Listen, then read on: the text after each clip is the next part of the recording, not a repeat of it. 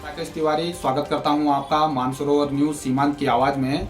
जैसा कि आपको पहले से ही पता है कि सीमांत धारचूला में जहां मुख्यालय क्षेत्र में एलधारा से हो रहे भारी भूस्खलन से हमारे 6 परिवारों के आवासीय भवन जमींदोज हो गए हैं और हालात अभी भी जस के तस बने हुए हैं।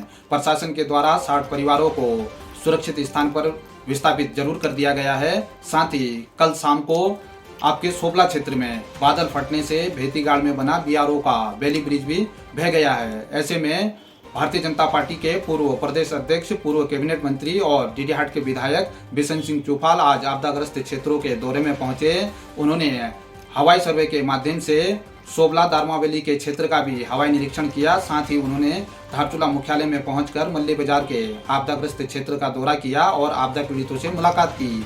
उसके बाद उन्होंने पीडब्ल्यूडी के विश्राम गृह में अधिकारियों के संग भी बैठक की और जरूरी निर्देश दिए। साथ ही बीजेपी के वरिष्ठ नेता ब्लॉक प्रमुख धन सिंह धामी, पालिका अध्यक्ष राजेश्वरी देवी तथा बीजेपी के वरिष्ठ नेता रुकुम सिंह बिष्ट अन्य पदाधिकारियों के माध्यम से जो आपदा पीड़ित लोग थे उनको राहत की सामग्री भी वितरित की। इस दौरान उन्होंने कहा कि सरकार पूरी मुस्तैदी के साथ पीड़ितों के साथ खड़ी है और हर संभव मदद आपदा पीड़ितों की जाएगी।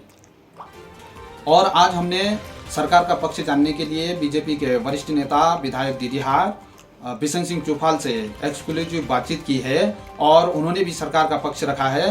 वो पूरी वार्ता हम आप लोगों को दिखाने जा रहे हैं।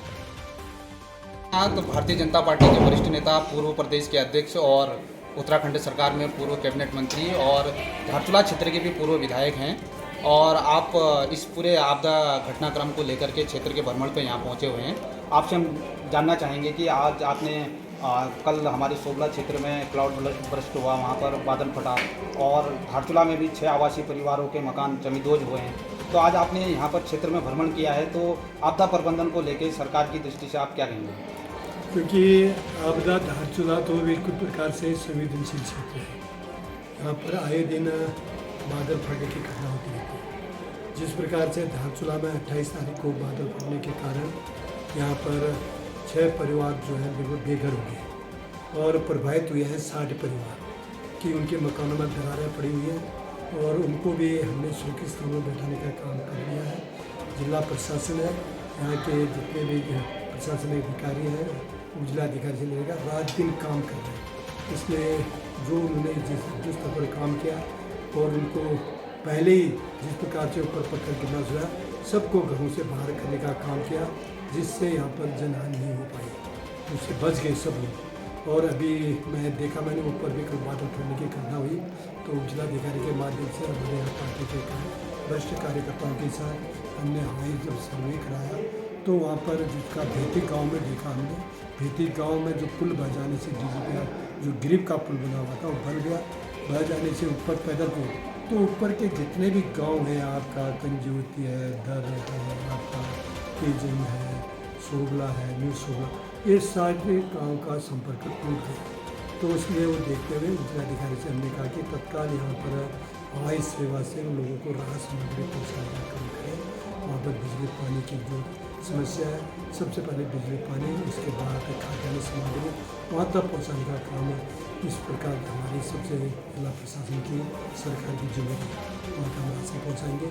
और जो धारचूला का जो आए दिन इस प्रकार की घटना हो रही है, 2020 में भी इस प्रकार से जो गौल गाँव और ऊपर से नौगांव वाला जो पहाड़ी खिसकने से जो धारचूला नगर को जिस प्रकार से आज देखा गया आपदा से प्रभावित हुए हैं, बहुत सारे का दुकानदारों का रोजी रोटी का सवाल है, उसको ठीक करने के लिए हमने पहले से भी उसका सबसे पहले भूगर्भ सर्वे किया। भूगर्भ सर्वे करने के बाद उसके बाद उसकी डीपीआर बना गई।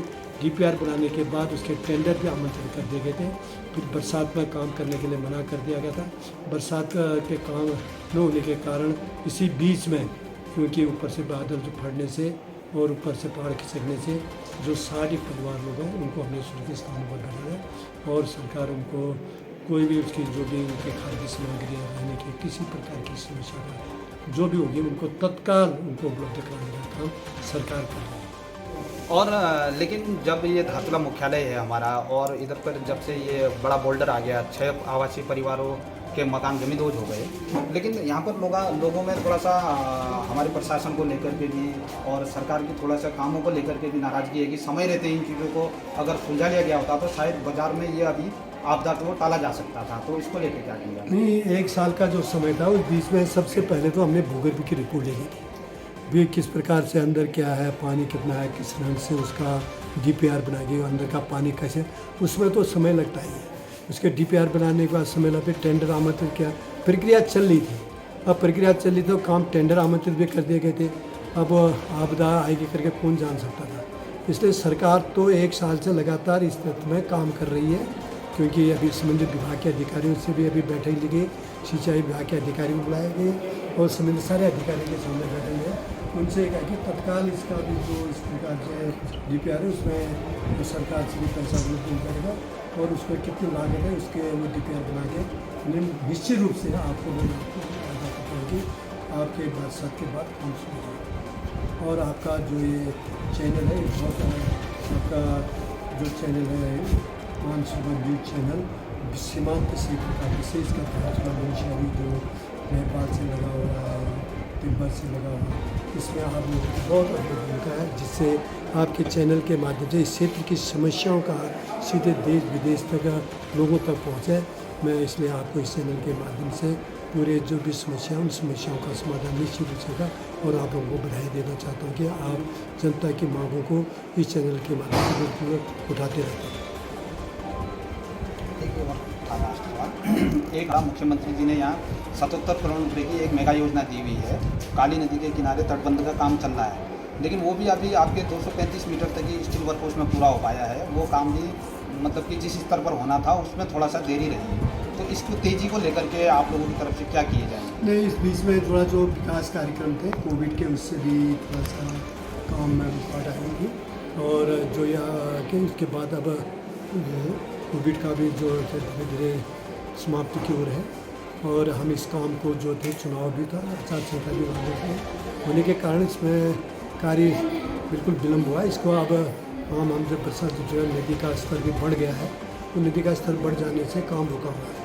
इसलिए काली नदी में जो आपने बताया कि ये प्रोजेक्ट जल्दी से जल्दी हम पूरा करेंगे। एक हमारा चैनल ही हमने इसीलिए बनाया है कि सीमांत धातुला मुनस्यारी इन क्षेत्रों में, तो मुनस्यारी क्षेत्र में बंगापानी तहसील में भी अभी कई सड़कें बंद हैं, कई जगह पर दिक्कतें हैं। तो इसको लेकर के आप जितने भी सड़कें बंद हैं, जगह घटना आ रही है, मानसून बारिश हो रही है, तो उसको बारिश देखते हुए हमारे हर रोड के साइड भूस्खलन की संभावना होती है, रोड बंद है, वहाँ पर हमारी JCB पोमलैंड खड़ी है। वो बिल्कुल आपका 2 घंटे 3 घंटे तक अभी तो हो सकता है कि 1 दिन भी बंद हो सकती है उसको खोलने में। तो सरकार ने हर जगह से व्यवस्था करती है, हर रोड में हमारी मशीनें खड़ी है, JCB पोमलैंड खड़ी हुई है। रोड बंद होते ही जहाँ से सूचना मिल जाती मशीन वहाँ पर पहुँच जा रही है और रोड खोल के लोगों यातायात तक कोई बाधित नहीं हो, ये काम सरकार कर रही है। तो आप जनता के लिए क्या कहना चाहेंगे आपदा का इस समय में? कि ये जनता में से मैं निवेदन करना चाहता हूँ कि इस आपदा क्षेत्र में हम सबको संयम से काम करना चाहिए। इससे कोई इसमें राजनीति नहीं आनी चाहिए। जितने भी संगठन हैं, जितने भी राजनीतिक पार्टियाँ हैं, जितने भी आप बुद्धिजीवी लोग हैं, जितने भी आपके मीडिया चैनल पर काम कर रहे हैं, सभी मीडिया लोगों से भी कि इस कैसे काम हो, जल्दी से जल्दी राहत सामग्री उन तक पहुँचे। ये हमारी सबसे पहली प्राथमिकता है कि उनको सुरक्षित स्थानों पर उन तक राहत पहुंचाने का काम, ये पहले स्तर का काम हमारा है। उसके बाद सड़क खोलने का काम और लोगों को पानी की व्यवस्था और लाइट की व्यवस्था, ये काम दूसरे चरण में होगा। फिर वे तीसरे चरण में उनको पुनर्वास की बात